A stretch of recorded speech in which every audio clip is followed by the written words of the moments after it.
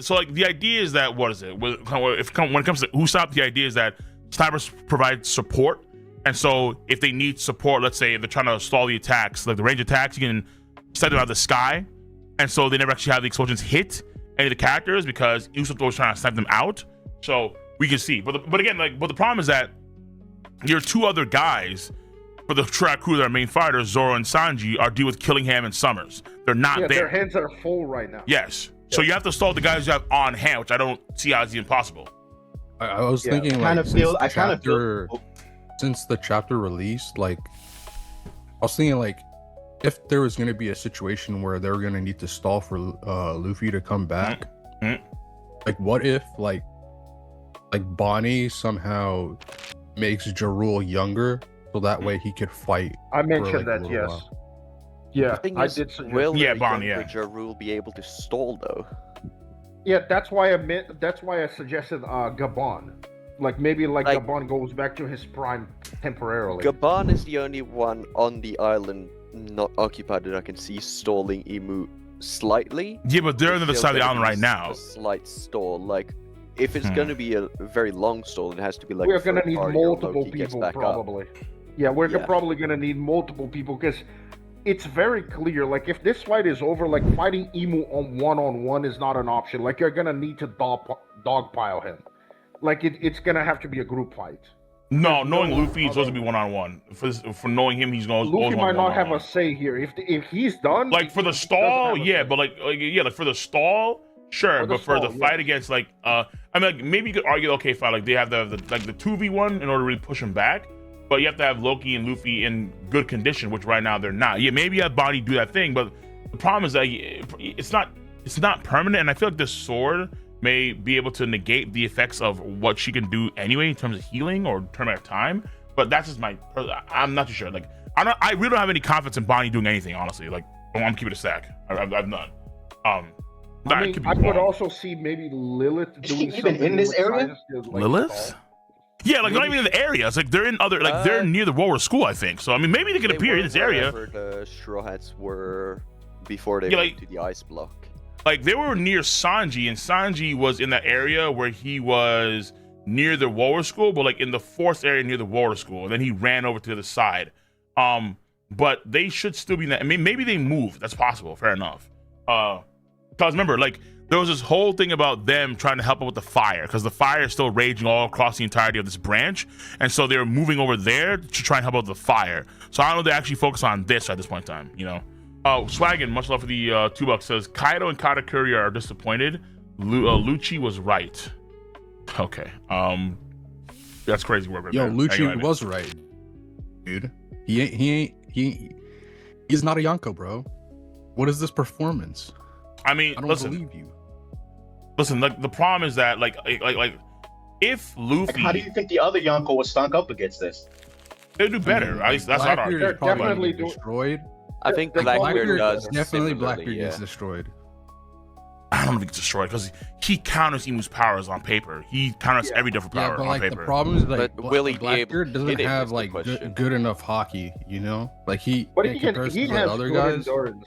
He has good endurance. Like he can take a shit ton of damage. Also, like he was having a problem with Law. Like if you just think about that, like him Law just is nasty. Law's Law, dude. Law, bro. Law is nasty. Like Law's yeah, Law. but like dog, it's Blackbeard. Come on, you shouldn't be like. They operate differently. It's like okay, like Law's powers are respected by every emperor, and Law is someone that is also based on speed and internal damage and so on. But still, BB has the Quake power and he has the Darkness power that counters all abilities. If Imu's a power user like them, then Imu's powers would get countered in like a similar way. Like the things that he's doing wouldn't work the same way against someone like Blackbeard, just but all wholesale. So and yeah, like what thing. and then what Scales do, he does take a lot of damage in himself. Like so he'll take attacks, so he can just keep on taking more punishment. Yeah, endurance. Just because that's how he's built. Yeah. Yeah, exactly. Now with Imu, I definitely think that Kaido and Big Mom would probably do the best because they have the highest durability. They probably can take the most punishment. But I still don't think that they win. That's the thing. At least not one-on-one. Like if If you have two emperors against Emu, then yeah, it's up for Emu. No, I don't even believe any of the Yonko are winning. No, not one-on-one. Not one-on-one. I'm convinced now. 2-on-1? I mean, even 2-on-1, yeah. 2-on-1, I mean, it's a wrap. He has a reality marble on his back, unlimited blade works, and we've only seen 2. Yeah, so I think the idea was that, okay, maybe he's actually trying maybe harder against Luffy because he took out this sword of Wailing Void instead of using his glaive that he's using most of the fight. Or maybe his glaive is what he used the blade because it's more suited against Luffy. I think because he probably tried. So was the glaive. Environmental effect. Also because of the environmental effect. but there's the glaive cuts. There's something that he knows that like the blade does that counteracts what Luffy's potentially going to do. Oh, then the life, like my guess is that the blade probably steals life force because like it stole the life or it destroyed the life of the tree branches around him. Will to the forest, right, yeah. So maybe that's what it can do. So maybe Luffy's taking more damage than we think because it's actually hitting his life force. But I mean, again, like that's actually if it hit him or not. Like I don't know if this is actually a clone or if it's some sort of a. What's up? Go ahead. Like, why are we buying this? What do you mean? Of course we're buying this. I'm not buying it. This is bait. The whole thing is bait? I know it's bait. I've been saying this could be a red herring.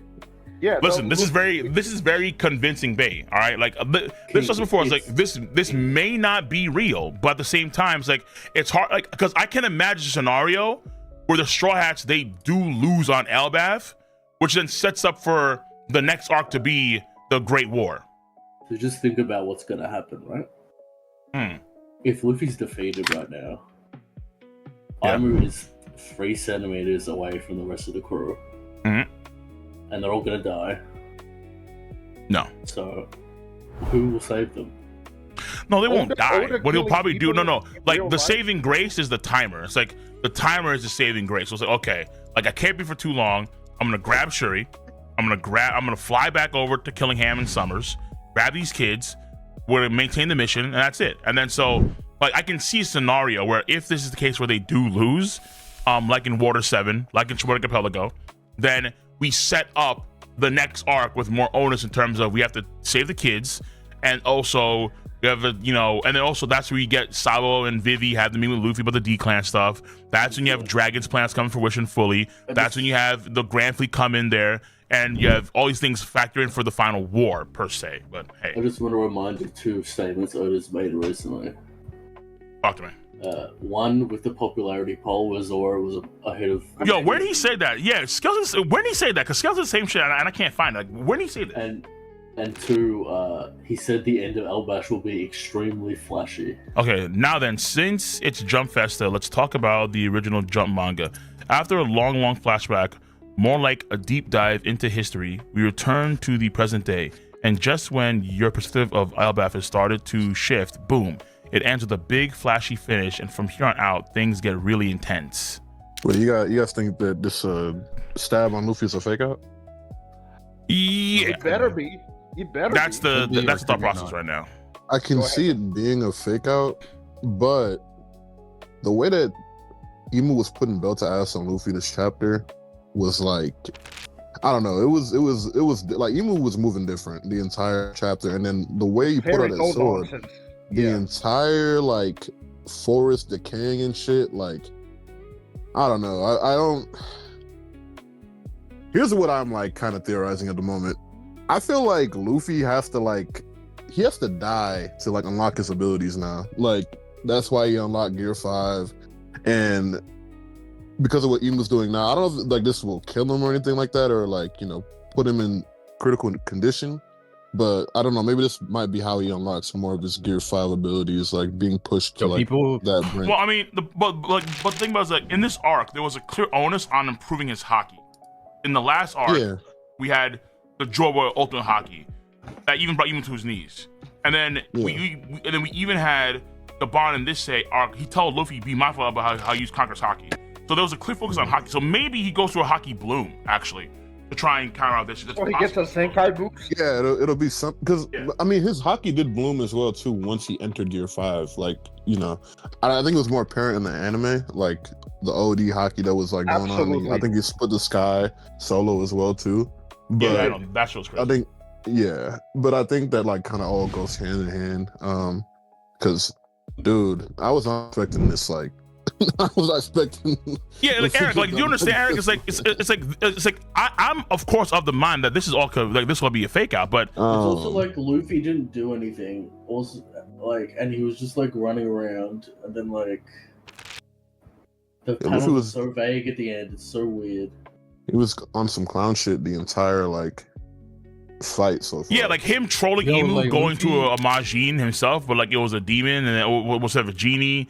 And then him doing the, it's like, yeah, it's like when you look at, let's say, like if you review the fight between Loki and Emu, it's like this shit's way more intense. It's like Loki and him making gaps. You have massive explosions throughout the entire field.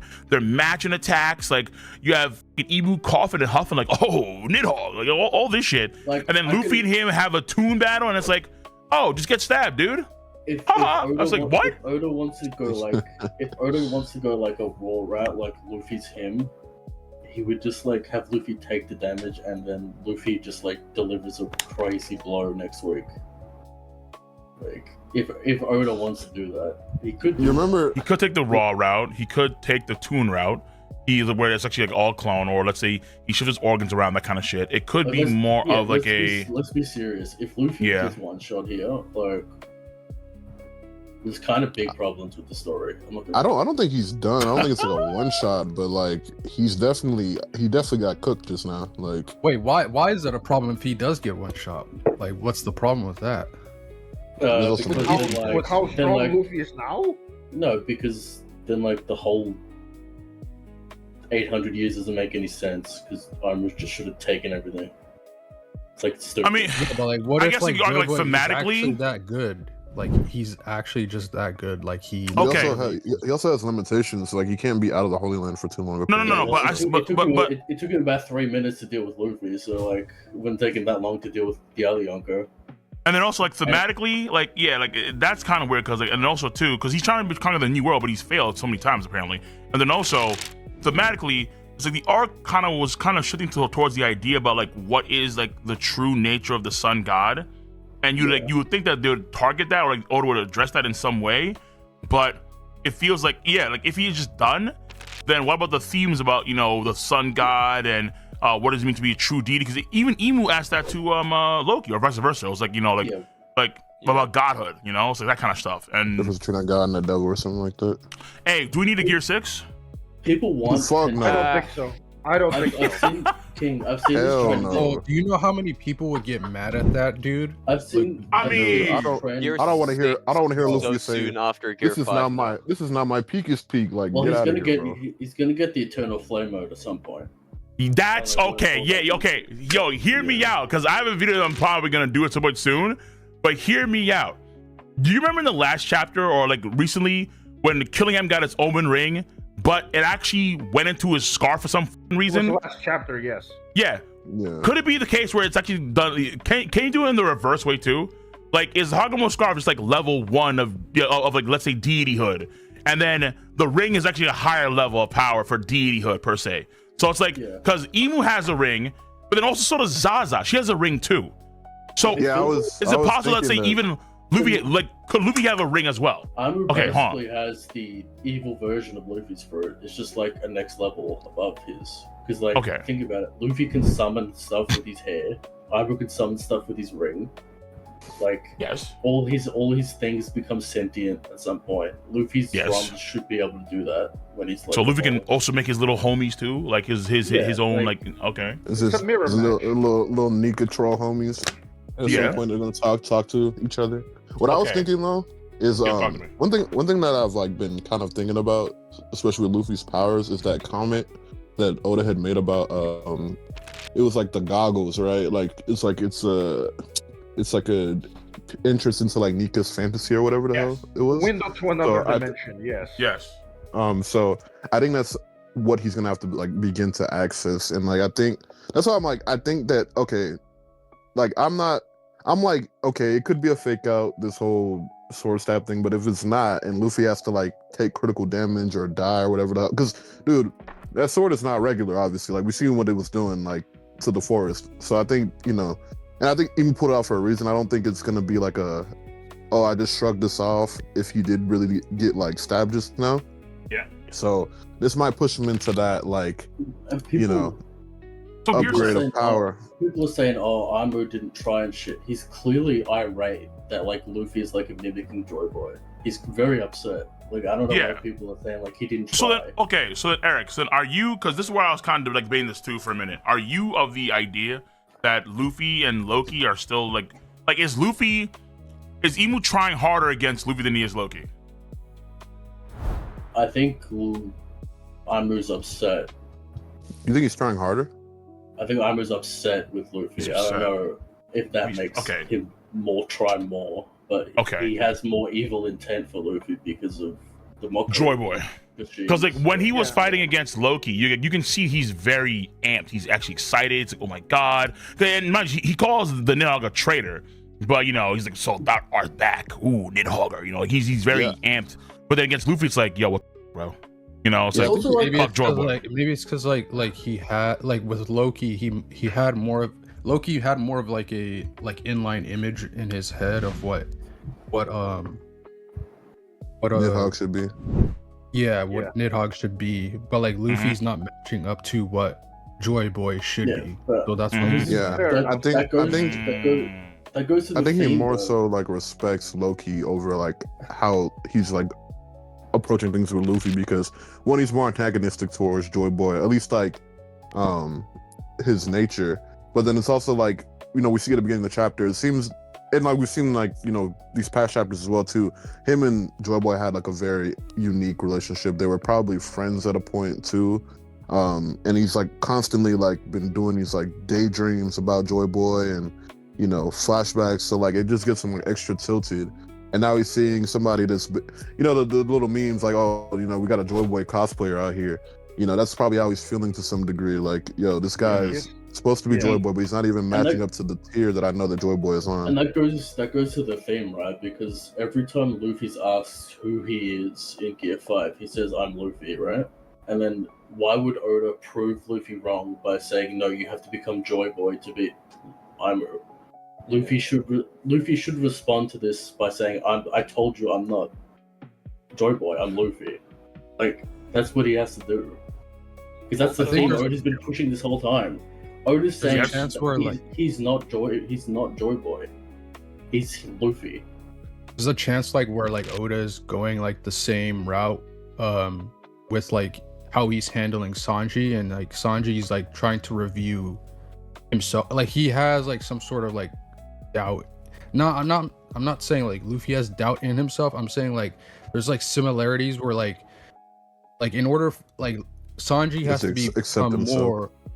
Yeah, he has to be more accepting of who he is, despite like him hating his family and like him hating the name of Vinsmoke. Like he just has to accept him being a Vinsmoke, but also differentiating himself as Sanji and who he is.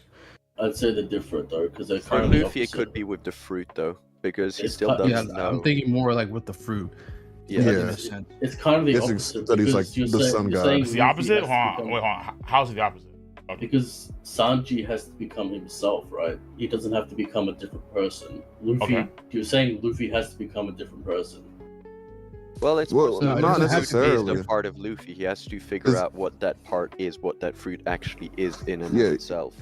Yeah, he could still be Luffy. It's just that he has to understand, it's the Nika fruit. It's not the Joy Boy fruit, right? Yeah. So he has to find that out and. He has to become Nika in a way. No. I don't know about that, because I feel like to me with Luffy, it's more like he has to, because every power person has to use the power differently. You could argue, right? So like Luffy's way of doing the power on paper should be different than Joy Boy's way. Like even though they both have the power, how they utilize it, actualize it should be different. You know, at least that's what I think. So I get the feeling that like the way like Imu expects a certain degree of level in terms of, of course, Joy Boy. And maybe that's not necessarily the power thing. Maybe it's because of the hockey per se. Because we saw what Joy Boy's hockey was about. and Luffy's not even close to that yet. It's also, But- also be the behavior.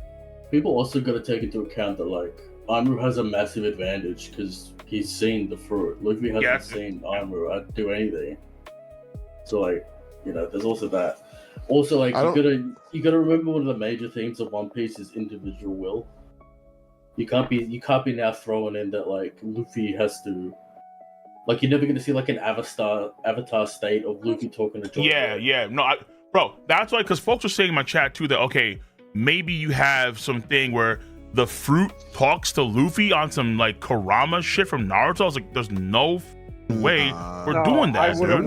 Like that's not happening. Like what? Oda's rejected that idea like 3 times. Thank God. Every time he's asked, "Are you Joy Boy?" He says, "No, I'm not." It won't be like that, but I do think so. The thing is, like with the whole Joy Boy thing, it's been, you know, shown multiple times through like different characters, and then like primarily through Emu. There are like a very similar traits between the guy Joy Boy and Luffy. Like they're probably like of the same nature. People have even theories that like I'm not really a fan of them, but like people have theories that like Luffy is Joy Boy that like sent himself further in time or whatever the hell. Yeah. No, he's not Toki.